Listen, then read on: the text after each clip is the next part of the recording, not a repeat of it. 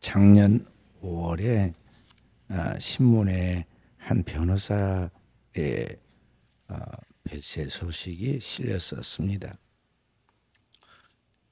이 변호사는 서울대 법대를 졸업하고 우리나라의 제1회 사법고시에 합격해서 판사가 된 사람인데 딸만 넷둔 아버지였습니다. 근데 그의 첫째 딸이 눈이 안 좋아서 치료하다가 결국에는 양쪽 눈의 시력을 다 잃어버립니다.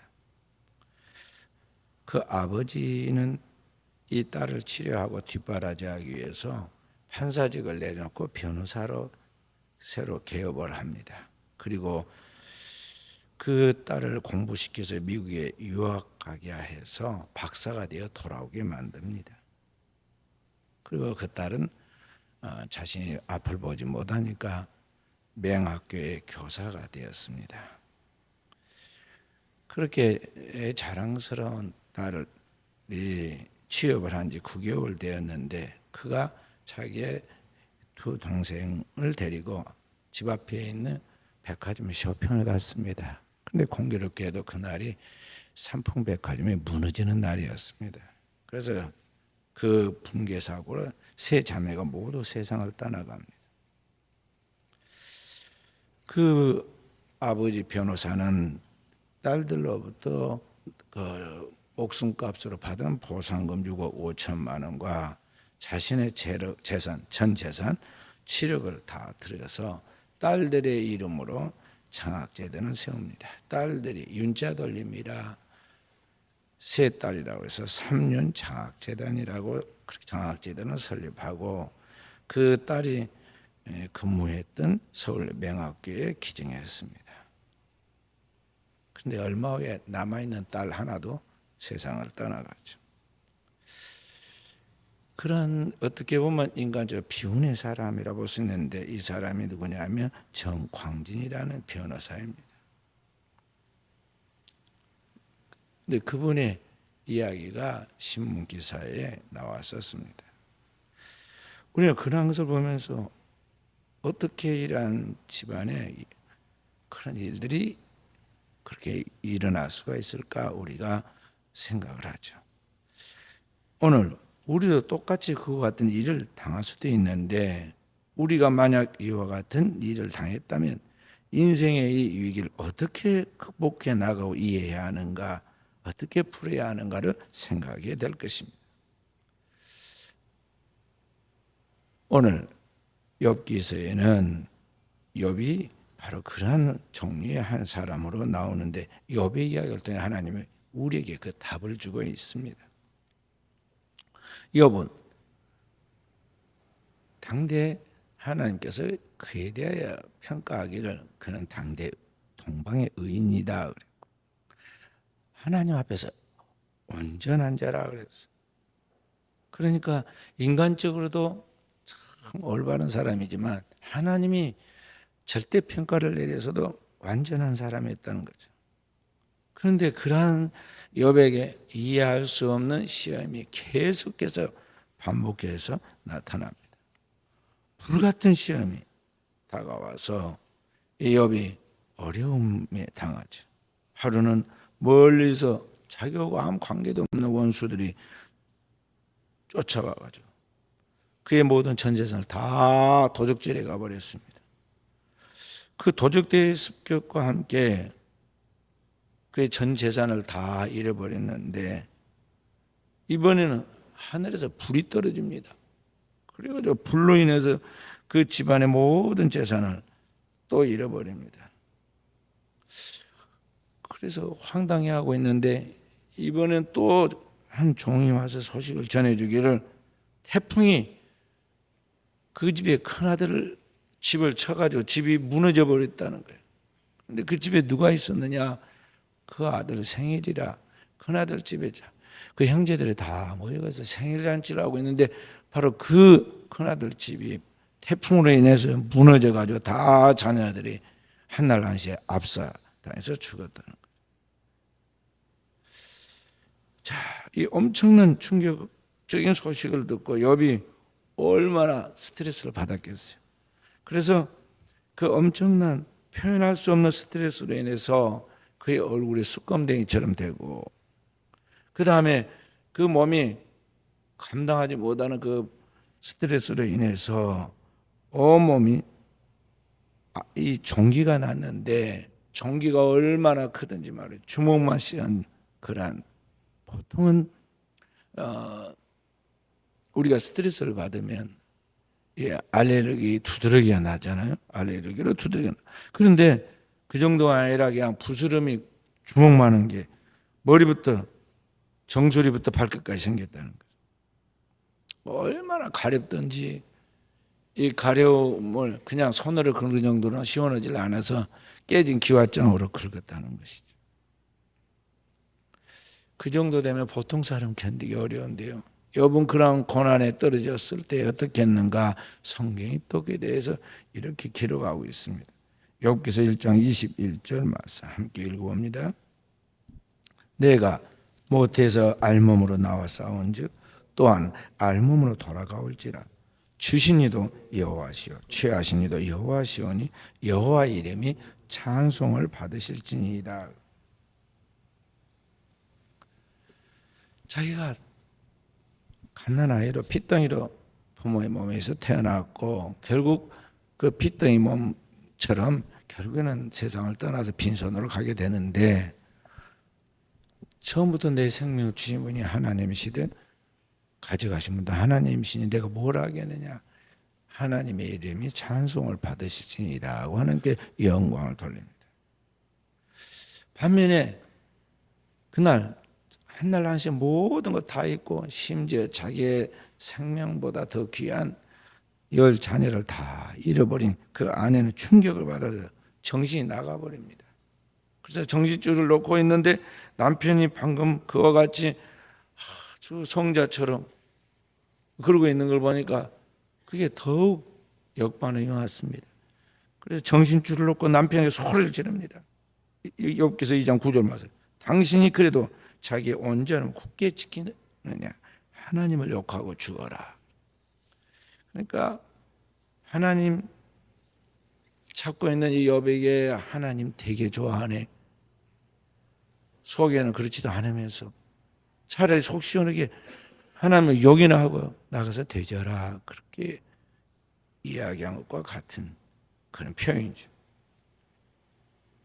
이 욥이 그동안 하나님을 누구보다 잘 믿었고, 그 신앙의 결과 하나님께서 그에게 동방의 의인이다, 하나님 앞에서 완전한 자라 그랬는데, 이 오늘 그 신앙의 삶이 모든 걸 다 잃어버리고 가정이 다 통째로 깨지고 부서져 버린 거예요. 그러니까 그러한 고통 속에서 욥에게 마지막 남아있는 것은 그의 몸뚱이 하나인데, 이 몸뚱이도 스트레스로 견디지 못해가지고 온몸이 징그러운 벌레처럼 되고 말았어요. 그래도 입술로 죄짓지 않으려고, 하나님께 원망하지 않으려고 자기 입술을 지키고 하나님을 찬양하는 욥의 모습을 봅니다. 그래서 하나님 앞에서 씨름을 하죠. 친구들도 찾아와서 위로를 하다가 나중에서는 원인 없는 결과가 없는데 사람의 쌓은 것이 나오게 되어 있는데, 내가 이러한 재앙과 저주를 당한 것은 분명히 네 안에 뭔가 보이지 않는 죄들이 있어서인데 회개해라, 너 뭔가 잘못해서 이렇게 이런 결과가 왔다 하고 욥을 계속 공격하면서 너 이런 죄 짓지 저런 죄 짓지 하면서 계속 욥에게 억지로 죄를 뒤집어 씌웁니다. 그래서 어려울 때는요, 친구가 없어요. 어려울 때 친구가 진정한 친구인데요, 진짜 사람이 어려워지면요 아무도 도움이 안 됩니다. 욥의 세 친구도 그냥 처음부터 공개한 게 아닙니다.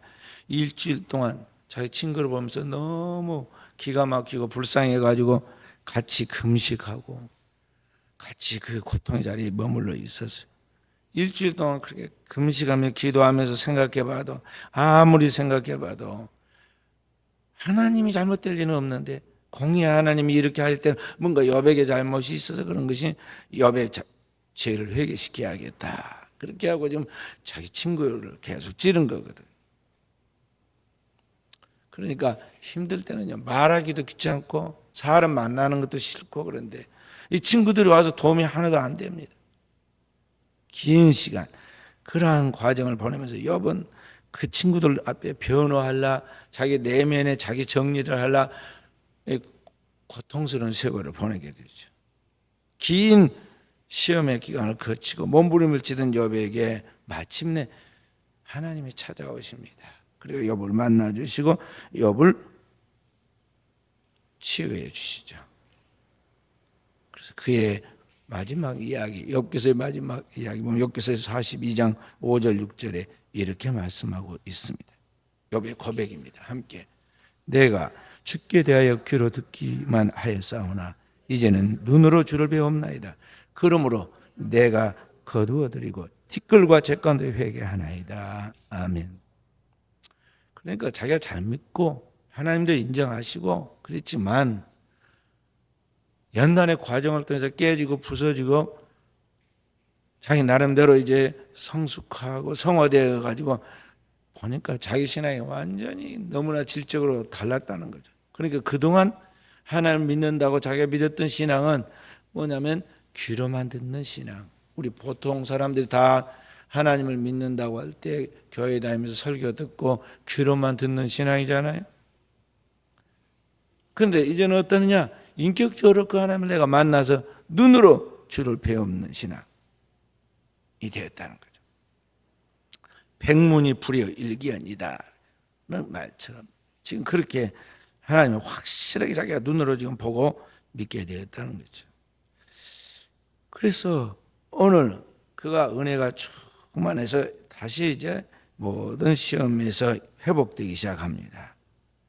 그럼 어떻게 욥이 이와 같은 신앙의 시험을 이기고 하나님 앞에 위대한 축복의 주인공이 되었느냐 하는 것이죠.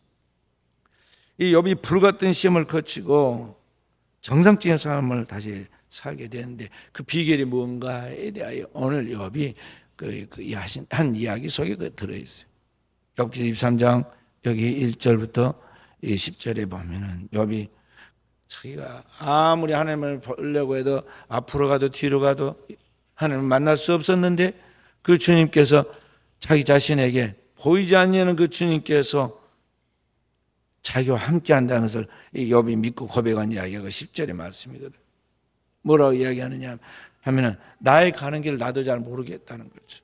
자기가 이런 시험을 만날지 또 어떤 앞으로도 일을 당할지 모르겠는데 나의 길을 가는 길을 내가 모르는데 누가 아느냐? 나를 창조하고 주관하신 그 하나님이 아시고 그 다음에 지금 나의 오늘의 이 시험, 불같은 시험과 이런 것은 단순한 재난이나 저주나 재앙이 아니라 하나님의 나를 뭔가 목적이 있어서 훈련시키고 목적이 있어서 나를 단련시키는 것이라는 거죠. 그가 나를 단련하신다는 거죠. 그래서 결과가 어떻게 될 것을 자기가 지금 알 수 있는데 그건 뭐냐면 그가 나를 단련하여서 마침내 순금되어 나오게 한다. 그러니까 풀무불에 백도 몇 천도 이 용광로 불로 확 태웁니다. 그래서 모든 광석의 불순물을 제거하고 거기에 마침내 순도 100%의 순금이 나오는데 하나님이 지금 불같은 시험으로 자기가 이런 고난으로 깨뜨리지만 결국은 나를 하나님 앞에서 완전한 하나님의 사람으로 지금 서도록 하나님이 나를 지금 단련한 중이고 내가 그렇게 분명히 나올 것이라는 거죠. 그 하나님을 믿었어요. 그 하나님을 믿었기 때문에 욥이 입술로 원망하지 않고 쉽게 포기하여 뒤로 물러가거나 책임을 다른 사람에게 전가하지 아니하고 적과 동지를 구분하지 못하고 자기를 비난하는 아내, 자기를 비난하는 친구들과 막 싸우고 그러지 아니하고 욥이 끝까지 자기의 믿음을 지키고 하나님을 기대하고 나아갔다는 것이죠. 그리고 결국에는 하나님이 그를 축복하여 세웁니다. 그래서 성경은 이렇게 말씀합니다. 요한일서 5장 4절 5절 말씀. 무릇 하나님께로부터 난 자마다 세상을 이기느니라. 세상을 이기는 승리는 이것이니 우리의 믿음이니라. 예수께서 하나님의 아들이심을 믿는 자가 아니면 세상을 이기는 자가 누구냐? 세상을 이기는 것, 불같은 시험을 이기는 것, 오늘 우리에게 당면한 문제를 풀어가는 건 뭐냐면은 오늘 우리에게 주신 하나님의 믿음을 가지고 나가는 것인데, 바로 그 믿음이라 그냥 맹목적인 허공을 치는 믿음이거나 현세적인 믿음이 아니라 하나님께서 보내신 그 아들 예수 그리스도가 이 모든 역사의 주관자가 되어서 우리를 이 세상에서 죄에서 원수 마귀로부터 우리를 구원하셨다는 이 사실을 믿는 그 믿음, 그가 진실로 이 땅에 오신 구세주로 우리 가운데 보내신 하나님의 아들이심을 믿는 사람, 그 사람이 그 믿음으로 세상을 이긴다는 것이죠. 그 믿음으로 시험을 이겼어요. 그래서 욥의 모든 시험을 통해서 그가 도약해서 하나님의 거룩한 사람으로 완성되어 가는 그 과정 속에서 갑절의 축복을 받았는데, 그 비결이 바로 이 믿음이라는 걸 알아야 돼요. 그래서 믿음은 금보다 더 귀하고 세상에 가장 귀한 것이 있다면 그 믿음이에요. 주님은 늘 자기에게 도움을 구하러 오고 고통 속에서 몸부림치는 사람들을 치유해주고 구원해줄 때 마지막 말씀이 무엇이었냐면 내 믿음이 너를 구원하였느니라. 내 믿음이 너를 구원하였느니라. 오늘 우리에게 이러한 세상이 알지 못하는 그러한 시크릿가 있어야 돼요. 신앙에 사람들에게 있어서 그러한 비밀이 있어야 돼. 그게 뭐냐면 오늘 믿음의 비밀이에요. 주님은 말씀하신 내 믿음이 만약 겨자씨만큼만 있으면, 이 세상에서 가장 작은 씨예요. 눈에 보이지 않고 떨어지기도 전에 바람에 날아가 버리는 씨예요. 겨자씨만큼만 있으면 이 산을 들어 바다에 옮기라도 그대로 될 것이고, 이 뽕나무가 뽑혀서 바다에 심겨라고 해도 그대로 될 것이라고 그랬어요. 그런 의미에서 여러분 거저는 내게 이 믿음이 있는가를 보아야 돼요. 내게 이 금보다도 귀한 진짜 믿음이 있는가를 살펴라는 거예요. 성경은 우리가 말씀하시기를 히브리서 11장 6절에 믿음이 없이는 하나님을 기쁘시게 못하나니 하나님 앞에 나아가는 반드시 그가 계신 것과 자기를 찾는 자에게 상 주시니심을 믿어야 할지니라. 히브리서 11장 1절부터 3절에는 이렇게 말씀하고 있어요. 믿음은 바라는 것들의 실상에 보지 못하는 것들의 증거니 선지인들이 이로 말미암아 증거를 얻었느니라. 모든 세계가 하나님의 말씀으로 지어진 줄 우리가 아나니 보이는 것은 나타난 것으로 말미암은 것이 아니라. 그러니까 믿음으로 지어졌다 이 말이 천지 만물이. 그래서 오늘 우리가 그 믿음이 있으면 무에서 유를 창조하신 하나님의 역사를 우리의 삶의 오늘의 현실에서도 재현하여 맛볼 수 있다는 것이죠. 그리고 이런 거죠. 우리의 당면하는 모든 문제를 풀지 못한 원인이 무언가에 대하여 사주팔자 토정 비결을 보고 운수를 따지고 그게 아니라 내게 그 믿음이 없기 때문에 그런 걸 알아야 돼. 믿음 없음을 회개해야 돼. 한 아이가 자기 아들이 나면서부터 간질이 걸려가지고 귀신 들어서 부리고 아무데나 넘어져 언제든 생명을 잃을 가능성이 있는데 아무도 그걸 고치지 못할 때 예수님께 데리고 왔잖아요. 근데 주님이 그에게 책망한 것이 무엇이었느냐면 할 수 있거든요. 무슨 말이냐 하고 그가 의심하였던 거, 믿음 없는 것을 책망했어요. 그 사람이 즉각 회개합니다. 주여 나의 믿음 없음을 도와주소. 내가 믿나이다. 회개하고 진정한 믿음을 가지니까 주님이 즉각적으로 평생 해결되지 못한 그 집안의 고통의 문제를 주님이 즉각적으로 해결해 주지 않아요. 할 수 있거든요. 무슨 말이냐. 믿는 자에게 능치 못할 일이 없느니라. 그리고는 딱 아이를 붙잡고 더러운 귀신아 이야기에서 떠나고 다시는 들어가지 말라. 주님이 한 번 명령하니까요. 귀신이 떠나가고 아이가 깨끗하게 건강해서 치유받는 이야기가 복음서에 나옵니다. 그런 믿음, 진정한 믿음이 저와 우리 사랑하는 성도들에게 있어야겠습니다. 욥은 그 믿음으로 불같은 시험을 거치고 나오자 하나님은 그에게 축복을 해주시는데 꼭 믿음이 도약한 만큼 축복합니다. 그래서 갑절의 믿음을 갖게 되니까 갑절의 축복을 줍니다. 욥기서 1장과 42장을 비교하면 욥의 재산이 2배로 불어납니다.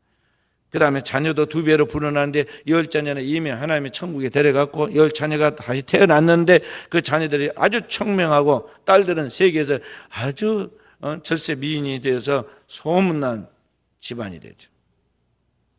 뿐만 아니라 욥은 그로부터 140년을 더 살아서 장수의 축복을 받게 되죠.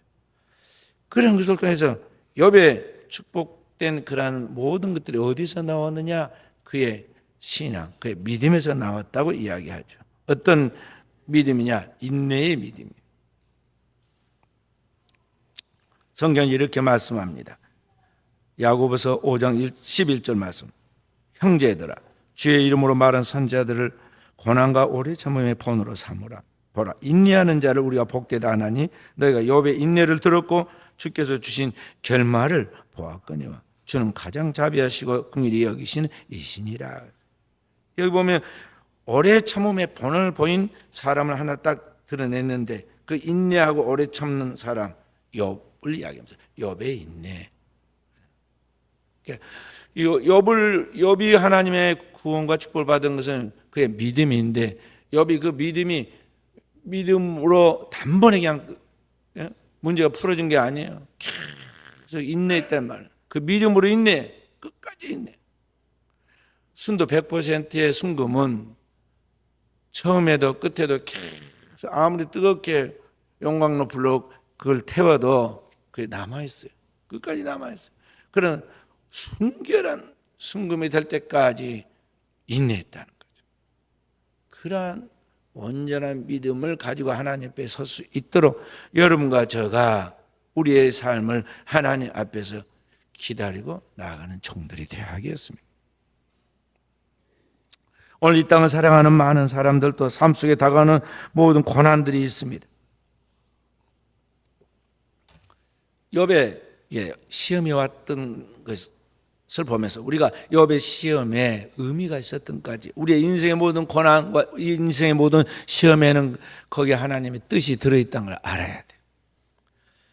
주님 말씀하시기를 마태복음 6장 26절부터 30절에 그런 이야기를 합니다. 공중의 새를 보라, 들의 백합화를 보라. 하나님 먹이고 입히고 기르신다. 하물며 너희일까 보냐 그랬어요. 그러니까 하나님께는 이 땅에 존재하는 모든 식물이 되었든 동물이 되었든 어떤 존재든지 다 하나님 선한 뜻을 찬양하도록 만드신 그 목적이 있는데 하물며 하나님의 형상과 모양으로 지어서 그 안에 하나님 명을 부어준 하나님의 자녀는 어떠하겠느냐는 거죠.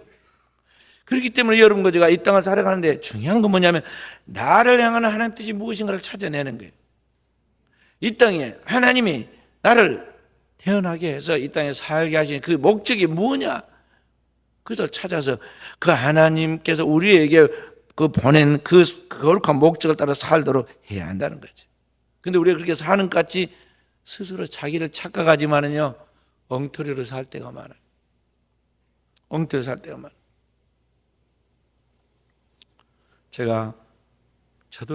저도 많은 그 시행착오를 거쳤지만은요.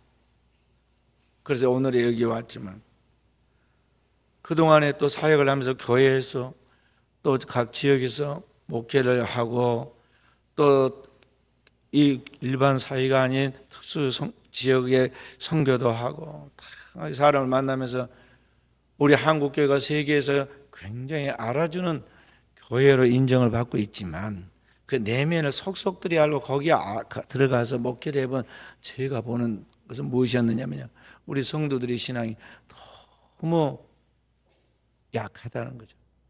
너무나 약해. 그래서 제가 신학을 한 20년 공부하면서 무슨 생각을 했냐면요, 그때는 이제 제가 아직 2000년대가 되기 전이니까요. 신학 공부하면서 선교 1세기를 지나서 선교 2세기를 우리나라가 이제 기독교 복음이 들어온 지 100년이 넘어간 이후에 우리 한국교회는 무엇을 추구해 나갈까 생각했어요. 지난 100년 동안 한국교회는 많은 부흥과 성장과 교회가들이 생겼지만은요, 거기서 교회를 다니고 있는 신자들의 신앙은 너무나 불분명하고 연약하고 인본주의적이고 세속적이고 성경의 그런 이론과는 성경의 내용과는 너무 다르다는 거죠. 그래서 선교 2세기의 한국교회는 반드시 이루어가야 할 것이 한 가지 딱 있는데 그게 뭐냐면 진정한 제자가 되는 것. 주님이 우리가 말씀하신 너희는 가서 모든 민족으로 제자를 삼아라 하고 말씀하신 그 말씀을 이룬 게 우리 한국교회 숙제겠구나 생각했어요. 그래서 제가 대학원을 졸업하고 이제 또 다시 공부를 할 때 그때 그 논문의 주제를 뭘 정했느냐면 제자 훈련에 대해서 제자 훈련을 통한 교회 개척이라는 논문을 썼어요. 그러니까 진정한 제자를 만들고 진정한 제자들로 의해서 세워진 교회가 되도록 해야 한다는 것이 그것이 제 사역의 중심이었는데 오늘 한국 교회가 사실 어디에 가든지 교인들이 다 있잖아요. 정치하는 관료들의 세계, 국회 입법하는 국회에 가면 또 경제 하는 곳에 다 우리 크리스찬들이 있는데 문제는 세상에 빛을 비추는 세상에 선한 영향을 끼치는 그 역할이 아직 안 된다는 거죠. 왜 그럴까요? 서 있지 못한 거죠. 아직 성숙하고 성화되어 그때의 그런 모습을 형상을 갖추었는데 아직 그게 안 되고 있다는 거죠. 그래서 오늘을 살아가는 여러분과 제가 자신의 현실을 직시하고 나의 신앙의 현 주소 속에서 나를 하나하나 주님 닮아 진정한 제자로 만들어가는 게 중요해요. 교회를 왔다 갔다 하는 게 중요한 게 아니에요. 물론 그것도 감사하죠. 교회가 오니까 감사해요. 그렇지만 거기에서 머무르면 안 된다는 거죠. 아이가 학교 갔다 왔어요. 그리고 책가방도 갔다 왔다고 다 됐다고 생각하면 안 되잖아요. 중간에 책가방 들어 극장에 영화 보러 가고 학교 안 가고 또 중간에 또 나와가지고 친구들 놀러 가버리기도 하고 그게 완전한 거 아니듯이 오늘 우리 신앙생활이 지금 이게 다 됐다고 생각하면 안 된다는 거죠.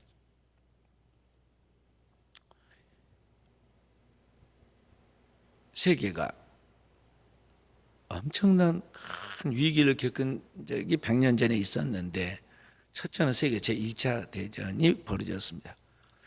전쟁이 벌어져 인류의 3분의 1이 죽었어요. 그로부터 30년이 못 돼가지고 이번 세계 제2차 대전이 벌어졌습니다. 또 인류가 전쟁의 소용돌이 속에 들어갔어요. 2차 대전을 일으킨 사람은 우리 잘 아는 독일의 종교개혁을 일으킨 나라의 그 독일에서 나온 아돌프 히틀러인데 아돌프 히틀러는 누구를 제일 미워했느냐면 이스라엘, 유태인들은 미워했어요. 그래서 유태인들을 유럽에 있는 유태인을 다 잡아다가 죽여버리려고 씨를 말려버리려고 잡아다가 그 아우슈비츠를 중심한 여러 강제 이렇게 수용소에다 집어넣고 독가스로 죽였어요. 그 아돌프 히틀러의 지시를 받아가 실제로 가스실에서 유태인들을 학살한 바로 그 책임자가 누구였냐면 아돌프 아이히만이라는 사람이었어요. 이 아이히만이 엄청나게 많은 사람들 다 죽여버립니다. 나중에 전범으로 그를 찾으니까 없어요. 어디로 갔는지, 어디로 살아갔는지 안 보여. 한참 지난 다음에 찾아냈는데 엉뚱하게 저 남미 어디 가가지고 이름도 바꾸고 다 변장해가지고 딴 사람으로 살고 있었어요. 살고 있는데 가만히 가서 보니까 평범한 그냥 할아버지예요. 그냥 자녀 낳고 그 손자 보고 손자를 예뻐하는 할아버지였어요. 그래도 그가 전범이라 잡아다가 재판을 합니다. 독일계 유태인이었던 하나 아렌트란 철학자가 이 사람의 일생을 처음부터 연구하고 그 재판을 면밀히 관찰했어요.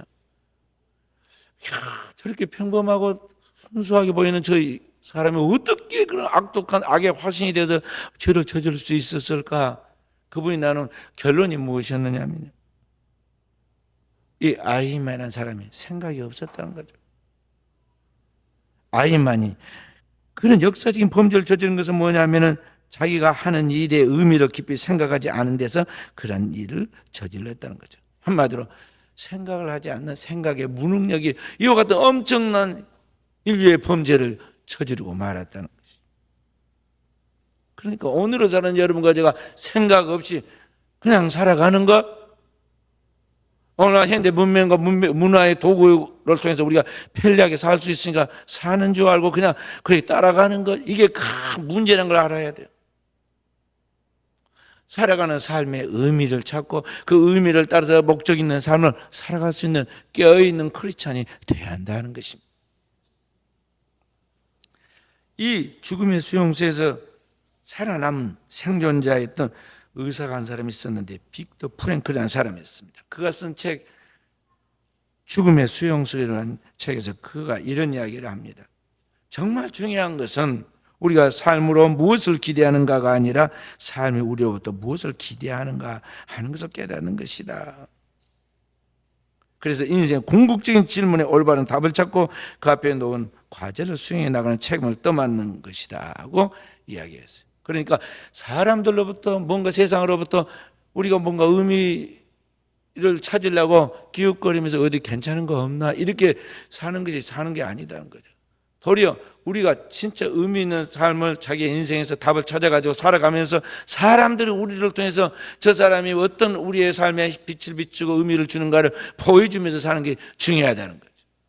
그래서 주님이 우리를 너희는 어둠의 세상에 빛이 되어라, 이 썩어가는 세상에 소금이 되어라고 말씀하신 그 목적과 의미. 그래서 여러분 가지가 세상 사람과 단순하게 사니까 사는 식으로 생각해서는 안 된다는 거죠. 분명하게 그리스도에 있는 곳에는 거기에 하나님이 우리 이 땅에 태어나고 살게 하신 그 모든 의미가 분명히 있어서 사람들이 우리가 지나갈 때마다 그게 보여져야 하고 우리가 말할 때마다 그것이 우리에게 들려져야 하고 우리가 살아가는 삶 속에서 그런 희망이 느껴지도록 만들어야 한다는 거죠. 그것을 이루도록 하기 위해서 하나님이 우리를 지금 그릇을 토기장이가 깨뜨려가 다시 제조하듯이 우리를 깨뜨리는 거예요. 오늘 욥을 큰 용광로에 집어넣고 그 환란의 불구덩이에서 그를 깨뜨리듯이 그를 깨뜨리는 의미예요. 그리고 오늘은 저는 우리가 왜 인생의 고난이 나에게 오는가, 왜 나에게 이런 시련이 오는가에 대하여 그 목적을 분명하게 알아야 돼요. 그 고난 속에서 주님의 뜻을 찾아야 하고 주님이 나에게 이런 것을 통해서 하나님이 이루시고 싶어하는 하나님의 목적이 무언가에 대한 분명한 성령의 음성을 듣고 찾아라, 그런 말. 그래서 성경은 우리에게 뭐라고 말씀하시고 있느냐면요, 야고보서 5장 13절 이렇게 말하고 있습니다. 너희 중에 고난 당하는 자가 있느냐? 그는 기도할 것이요. 여러분과 제가 하나님이 우리를 깨뜨리시려고 우리에게 고난을 줄 때 그때 함부로 날뛰지 말고 세상을 기웃거리지 말고 사람을 의존하지 말고 사람 앞에 기죽지도 말고 그때 우리가 할 것이 뭐냐? 욥처럼 하나님 앞에 기도해라는 거죠. 고난을 통해서 나를 낮추시는, 나를 깨뜨리시는 그 뜻이 무엇인가에 대하여 하나님이 직접 나에게 찾아오셔서 나를 만나주시고 나에게 말씀하시고 나를 통해서 이루시는 하나님의 거룩한 뜻이 무엇인가에 대한 분명한 것을 나에게 알려주셔서 나를 끌어가시도록 주님과의 그런 인카운트, 만남을 이루어가는 거죠. 무엇을 통해서 그렇게 하느냐? 기도를 통해서. 이 세상에서 가장 순간 인간이 행위가 할 수 있는 행위가 뭐냐면 그게 기도예요. 마귀가 하는 가장 신자를 망가뜨리기 위해서 하는 최고의 마귀의 작업이 뭐냐면 기도 못하게 하는 거예요. 기도하지 않으면 주의 뜻을 알 수가 없어요. 기도하지 않으면 주의 뜻대로 살 수 있는 능력이 없어요. 이스라엘은 사사시대를 그치고 하나님을 경외하는 메시아의 모형인 그런 신정국가를 만드는 그 일에 기초를 닦은 사람이 사무엘인데 사무엘의 그 모든 업적을 이룬 것은 뭐였냐면 그의 기도였어요.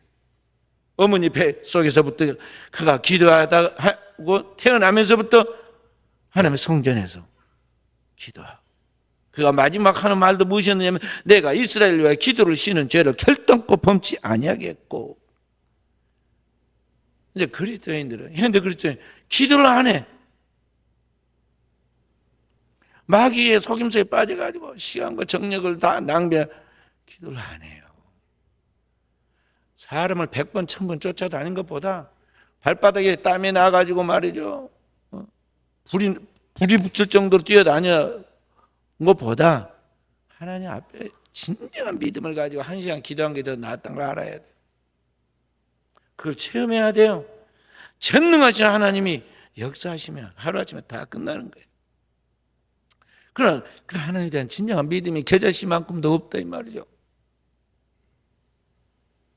그래서 오늘 우리 인생이 고달픈 거예요. 그 깨닫고 하나님과 항상 하나 되어 하나님의 주신 은혜와 축복을 마음껏 누리고 살아갈 수 있도록 또 그런 축복을 가지고 세상에 축복을 흘려보내고 축복을 가지고 그 능력을 가지고 세상을 다스리고 세상 속에 그리스도의 영광을 드러내도록 하기 위해서 하나님 우리를 지금 만드는 작업, 하나님 우리를 만드는 그 작품이 뭐냐면 오늘 우리를 고난을 통해서 깨뜨리는 거예요. 고난은 우리의 인생을 하나님의 작품으로 만들어가는 하나님의 거룩한 그러한 방법이에요. 그래서 여러분은 우리의 인생이 힘들 때, 우리의 인생이 고달플 때, 그때가 주님과 함께하는 시간이라는 거예요. 주님을 직면하고 주님의 음성을 듣고 주님과 함께 동행할 수 있는 길이란 걸 알고 주님 앞에서 자기를 내놓아야 돼요. 주님의 말씀은 아무든지 나를 따라오리거든 자기 십자가를 지고 나를 쫓을 것이니라 그랬어요. 주님처럼 온전히 자기 죽음을 선언하고 주님의 십자가를 지고 주님을 가까이 반보도 떨어지지 말고 따르라는 거죠. 나머지는 뭐냐? 그분이 알아서 하세요. 책임지신다. 이 모든 것을 너에게 더하여 주신다. 그분이 너 오늘 당대만에 찾아온 천대까지 영원하게 책임져 주신다. 여러분, 하나님 책임지신다고 알기 때문에 그 환난과 고통 속에서도 좌절하지 않고 오늘 우리 같으면 말이야, 안 믿는 사람들 같으면 어떻게 하느냐? 자살해 버릴 거예요. 다 죽었는데 뭐 자식도 죽고 가진 거 다 빼앗기고 인생이 망가져도 그렇게 험하게 망가질 수 없는데 더 이상 초라하기 전에 인생 스스로 놓아버리는 거죠. 그런데 욥이 끝까지 그 수모 속에서도 조롱 속에서도 비웃음 속에서도 좌절하지 않고 끝까지 인내할 수 있었던 건 뭐냐? 하나님이 인정하신 그 인내의 믿음이 뭐냐? 하나님이 반드시 그를 다시 세워서 축복하신다, 역사하신다, 일하신다는 믿음이었어요. 그 믿음에 하나님은 기쁘시겠다. 오늘 저와 우리 사랑하는 성도들이 이런 믿음을 가진 진정한 제자로 서가도록 해야겠어요. 그리고 그런 진정한 제자가 되도록 오늘 우리가 만나는 영혼들, 하나님 내게 붙여준 영혼들, 가정부터 시작해서 우리가 맡겨진 그 사역의 현장에서 영혼들을 진정한 제자로 정성껏 최선을 다해서 길러라 이 말이에요. 돌봐, 기도하고 돌봐야 돼. 자기에게 맡겨진 영혼 하나, 자기에게 맡겨진 그 부서를 갖다가 책임을 지고 기도하고 돌봐야 돼. 기도하고 사랑하고 돌보고 말씀을 단계 책 있게 가르치지 않고 좋은 자녀를 괜히 욕이나 하고 자기가 붙여준 자기보다 더 훌륭한 더 나은 사람을 갖다가 말이죠 배나 지옥자식 만들어버리고 오늘 저와 우리 사랑하는 성도 여러분 우리가 주님 앞에서 하나님의 마음과 우리의 마음이 똑같다 얘기했어요. 주님이 우리를 긍휼히 여기서 세상에 쓸모없는 우리를 구원해서 하나님의 작품 만들어 세상 속에 보냈습니다. 이제 우리에도 주님처럼 주님이 내게 맡겨준 영혼들 주님 앞에서 방하고 상처있고 죽어가는 그 영혼들을 긍휼히 여기고 이들의 영혼을 돌봐야 돼요. 기도하면서 내게 주신 하나님의 은혜를 하나하나 어린아이의 젖먹이 되신 은혜를 흘려보내면서 소경의 눈을 보지만 소경을 이끌듯이 그 한 영혼을 주님 앞에 진리의 말씀으로 인도하고 돌보면서 그렇게 해서 오늘 이 땅에 있는 영혼들을 살려낼 때 주님이 여러분과 제가 주 앞에 서는 그날에 진정한 하나님의 상을 주실 거예요. 믿는 자에게 이런 상을 주신다고 했잖아요. 잘하였다 착하고 충성된 종이라고 말하면서 여러분과 저에게 의의 멸류관, 생명의 멸류관, 영광의 멸류관, 썩지 않는 그 멸류관으로 관을 씌우시고 우리에게 하나님의 영원한 기업으로 상을 주신다. 오늘도 우리의 사는 성도들이 이런 하나님의 사람으로 서서 주께 영광 돌리며 승리하는 깨어있는 종들이 다 되어지기를 주님의 이름으로 축원드립니다.